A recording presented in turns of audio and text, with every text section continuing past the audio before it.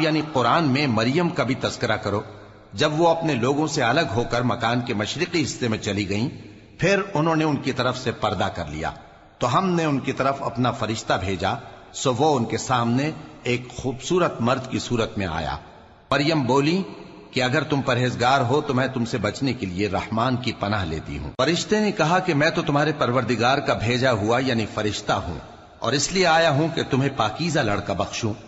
مریم نے کہا کہ میرے ہاں لڑکا کیوں کر ہوگا جبکہ مجھے کسی مرد نے بطور شوہر چھوا تک نہیں اور میں بدکار بھی نہیں ہوں۔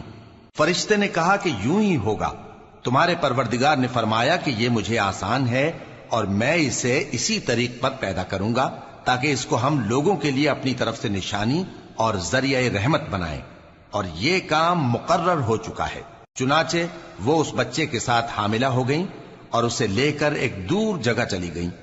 پھر درد ذہ ان کو کھجور کے تنے کی طرف لے آیا، کہنے لگیں کہ کاش میں اس سے پہلے مر چکتی اور بھولی بسری ہو گئی ہوتی۔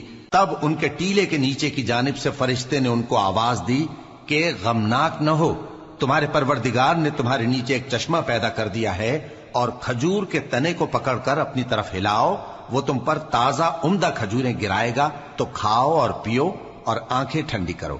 اگر تم کسی آدمی کو دیکھو تو کہنا کہ میں نے اللہ کے لیے روزے کی منت مانی، تو آج میں کسی آدمی سے ہرگز کلام نہیں کروں گی۔ پھر وہ اس بچے کو اٹھا کر اپنی برادری والوں کے پاس لے آئیں۔ وہ کہنے لگے کہ مریم یہ تو نے برا کام کیا، اے ہارون کی بہن، نہ تو تیرا باپ ہی برا آدمی تھا اور نہ تیری ماں ہی بدکار تھی۔ تو مریم نے اس بچے کی طرف اشارہ کیا۔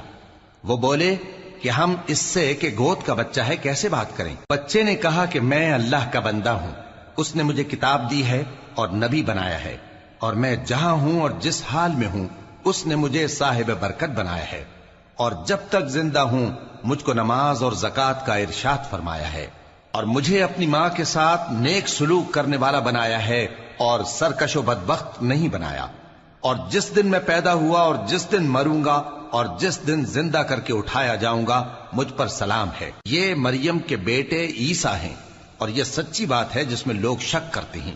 اللہ کو شایع نہیں کہ کسی کو بیٹا بنائے، وہ پاک ہے، جب کسی چیز کا ارادہ کرتا ہے تو اس کو یہی کہتا ہے کہ ہو جا تو وہ ہو جاتی ہے، اور بے شک اللہ ہی میرا اور تمہارا پروردگار ہے، تو اسی کی عبادت کرو، یہی سیدھا رستہ ہے۔